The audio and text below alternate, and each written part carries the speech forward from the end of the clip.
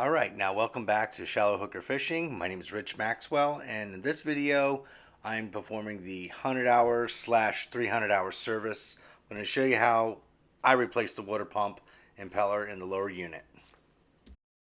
So for any questions about it, I'm going to leave the link of where we purchased all the fluids and the products for the lower unit on the description, and also I'm going to leave a link for the 100-hour service for another video that I previously made at the end of this video. Alright, so the first one we're going to do, we're going to remove that plastic cover. Now don't lose that plastic cover. They're very easily to misplace when you remove it.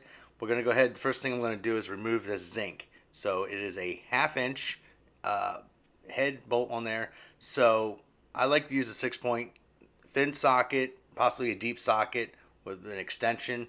You're going to go ahead and break that loose. Now what does happen is as it loosens up, it's going to spin. So it's a good idea to hold it up and go ahead and loosen it up, and eventually it'll just fall off like that. The second bolt we're going to hit is that one underneath there, and that is a 9/16 head. So we're going to go ahead and loosen that one up next.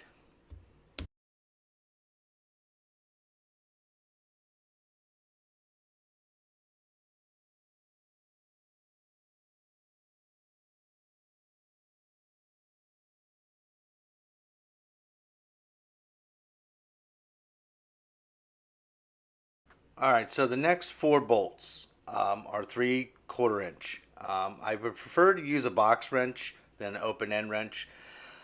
Unfortunately, we had left our box wrench at the shop and did not bring it with us to the boat, so we had to improvise. But preferably to use a 6-point box wrench if you can, 3/4 inch again.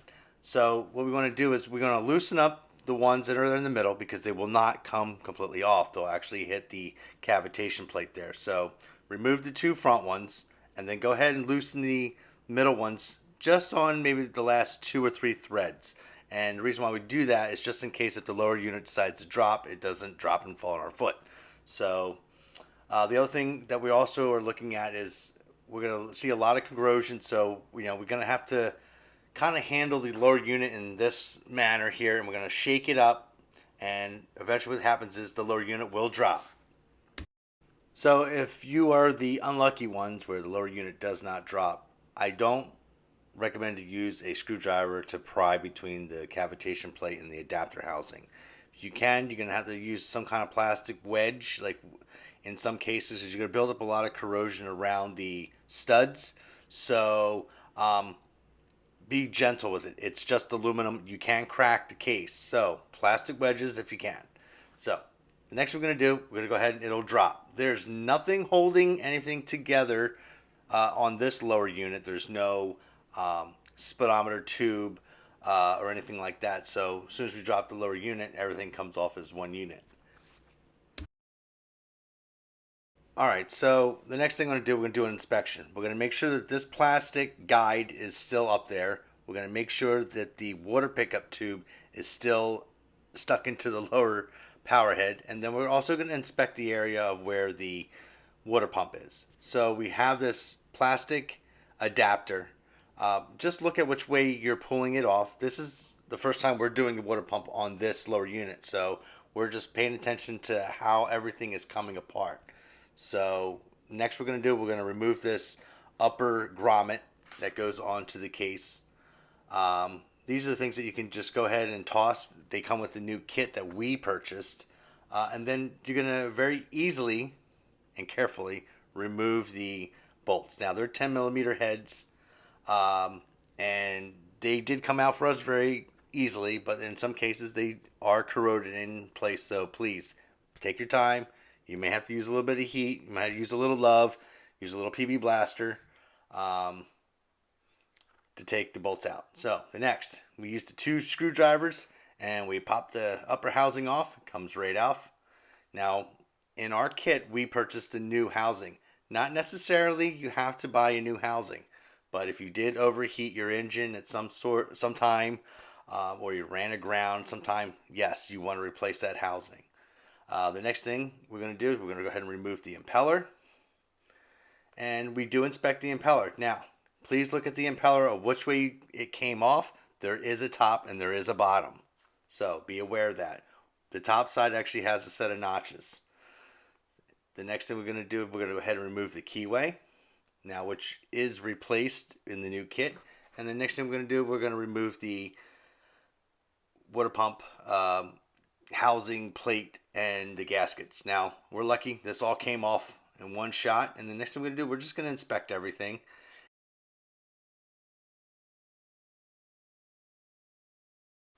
All right, so now we're just going to match up the gaskets and the plate. There are certain ways that it goes in, so just match what you have. There's a up and there's a downside to that plate, and then there's the gasket that's on the top and there's the gasket that's on the bottom. Please match what you have. Each kit may vary with certain models and years, but make sure you do put everything back the way you took it off.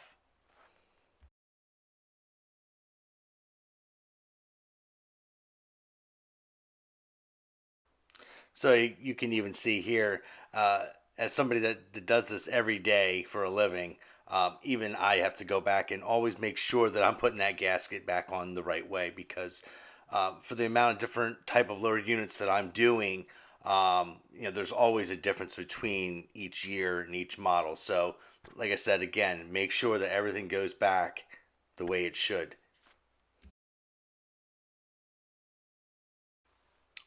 All right, so now we already matched all the gaskets, so we're going to go ahead and put down the gasket right on top of there. Make sure that everything is still lined up correctly. And then the next thing we're going to do, we're going to add the keyway. Now, I like just to put a tiny bit of grease on that keyway just to hold it in place. Because if you try to put it on there dry, sometimes it might fall off and it might fall out as you're trying to install that impeller. So again, the impeller has an upside and a downside. It has this little notch on the top that has to be facing the top. So when you put the housing on it, I guess it supports into the housing. Not every impeller is like that, but like I said, again, this particular model, this 150, has this setup. So that's what we have to put back on the way it came off. So as I'm actually explaining it to my brother here, so we are going to turn it clockwise. Now we're going to turn the shaft, not the impeller housing. And we're going to actually put a little bit of pressure down on top of the impeller and spin the shaft clockwise. And at that same motion, the impeller will slip right into the impeller housing. Now, a lot of people might ask, should I put something in the housing that's going to make it slip inside? Tell you the truth, I've been doing this for 25 years. I've never, ever stuck anything inside the housing, because after I put everything together, I run it on the hose. So anything that I stick inside there is going to be washed out or may damage the impeller. So I don't recommend it. It is up to you entirely.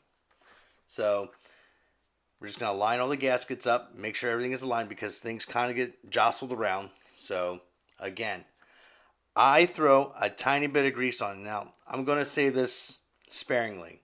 There are torque specs. You need to tighten these down to torque, to its actual specifications. And yes, grease will throw the specifications off.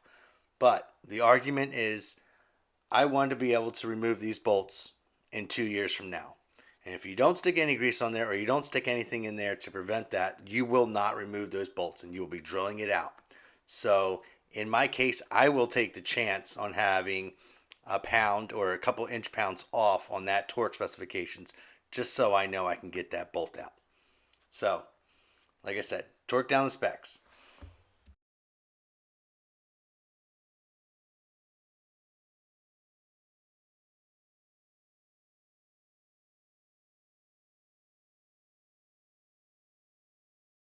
All right, so and the next thing we're going to do is we're going to install the adapter back onto the water pump. In the kit that I purchased, it comes with a new one already with the O-rings pre-installed. The next thing is the grommet that sits on top of the housing. Now, in the kit, it comes with the grommet and it comes with the tool. You put that grommet on the shaft and put that tool on top of it. That tool is the alignment tool and the height tool. So once you push that all the way down, it already sets the height and the pressure against the housing. If you push it on by hand, it'll be off. You can burn that grommet off, and then which may cause an overheat down the road. So use the tool.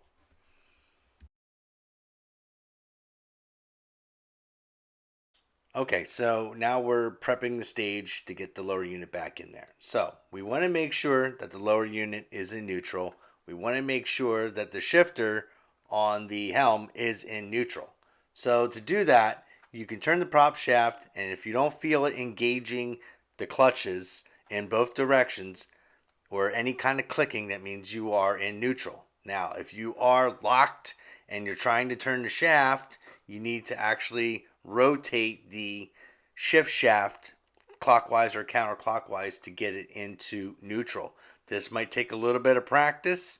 I do recommend, if this is your first time trying to do this, have a second hand. This lower unit is a little wonky, so trying to handle it for the first time can be dangerous.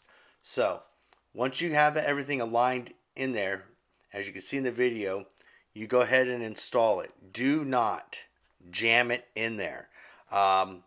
We were kind of lucky. This lower unit just slid right into place. Everything aligned up. So if you're that lucky, then great. Most of us will not be that lucky. All right, so my last advice on installing this lower unit, don't force it. If you're noticing as you're tightening bolts up and it's not going in flush, that means it's still not installed correctly. So you need to back it back off and re-rotate the lower unit or the shift shaft to make sure everything is aligning up. Then after that, tighten up the reverse sequence as we took it apart. So after you have everything all bolted down, make sure you do check, make sure you're still in neutral. Make sure we're using the shifter, putting the boat in forward and reverse, and make sure you're locking in both directions. And then after that, make sure you do run the engine either on the hose or at the boat ramp, making sure that everything is functioning before you take it out. Well, I hope this video helped you out a little bit or helped you out a lot. Please comment below, and again, please subscribe. Thank you.